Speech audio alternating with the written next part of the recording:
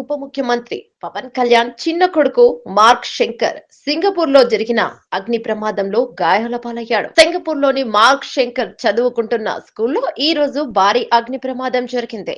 ఈ ప్రమాదంలో ఆయనకు చేతులు, కాళ్లకు తీవ్ర గాయాలయ్యాయి. అదే విధంగా ఊపిరితిత్తులలోకి పొగ వెళ్లిపోవడంతో ఇబ్బందులకు లోనయ్యాడు.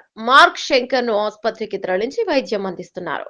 ప్రస్తుతం అల్లూరి సీతారామరాజు జిల్లా పర్యటనలో ఉన్న పవన్ కళ్యాణ్ కు పర్యటన నిలుపుదల చేసి సింగపూర్ వెళ్లాలని అధికారులు, నాయకులు సూచించారు.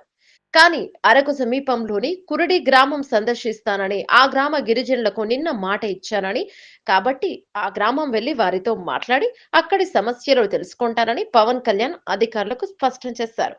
అదేవిధంగా అభివృద్ధి కార్యక్రమాలు ప్రారంభానికి ఏర్పాట్లు చేసినందున వాటిని పూర్తి చేసి వెళ్తారని తెలిపారు.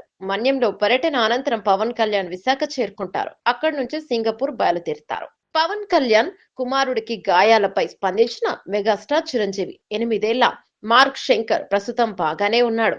కాళ్లకు స్వల్ప గాయాలయ్యాయని చిరంజీవి పేర్కొన్నారు. మరోవైపు పవన్ కళ్యాణ్ కుమారుడి ఘటనపై మాజీ సీఎం జగన్ సానుభూతి వ్యక్తం చేశారు. బాలుడికి ప్రమాదం జరిగిందని తెలిసి బాధపడ్డాను. పవన్ కళ్యాణ్ కొడుకు త్వరగా కోలుకోవాలని కోరుకుంటున్నానని ట్వీట్ చేశారు. రాజకీయం పరంగా ఎలాంటి విభేదాలు ఉన్నా పవన్ కళ్యాణ్ కొడుకుకు సానుభూతి వ్యక్తం చేయడం గమనార్హం. ఇక ఏపీ సీఎం నారా చంద్రబాబు కూడా ఈ అగ్ని ప్రమాదంపై స్పందించారు.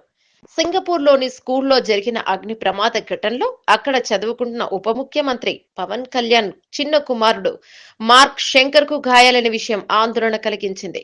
సింగపూర్ ఆసుపత్రిలో చికిత్స తీసుకుంటున్న శంకర్ త్వరగా కోలుకోవాలని భగవంతుని ప్రార్థిస్తున్నాను అంటూ ట్వీట్ చేశారు. మరోవైపు నారా లోకేష్ కూడా ఆయన సానుభూతిని వ్యక్తం చేశారు.